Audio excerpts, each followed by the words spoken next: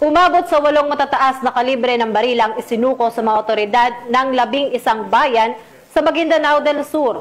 Bunga ito ng magandang ugnayan ng pamahalaan at komunidad, partikular na sa pagsugpo ng loose firearms at kriminalidad sa bansa. Nakibalita dyan si Patrolwoman Leonora Gawang.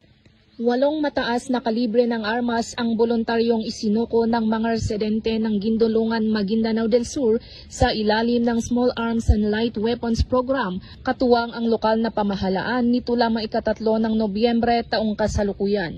Pinangunahan ng mga otoridad ang nasabing aktibidad ang pagtanggap ng mga isinukong armas mula sa mga residente ng 11 barangay ng nasabing bayan. Kabilang sa mga isinukong armas ang isang mortar, 3 grenade launcher, isang Armalite rifle, 2 Uzi at isang caliber 45 pistol. Ang mga naturang armas ay isa sa ilalim sa demilitarization o sisirain upang hindi na muling magamit pa sa anumang uri ng karahasan. Layunin ng programang ito na mapanatili ang kapayapaan at seguridad sa mga komunidad at mahikayat ang publiko na maging katuwang ng pamahalaan sa pagwawakas ng paglaganap ng loose firearms sa rehiyon. Mula rito sa rehiyon ng Bangsamoro, ako ang inyong Police News Network Correspondent, Patrolwoman Leonora Gawang, alagad ng batas, tagataguyod ng Balitang Pulis.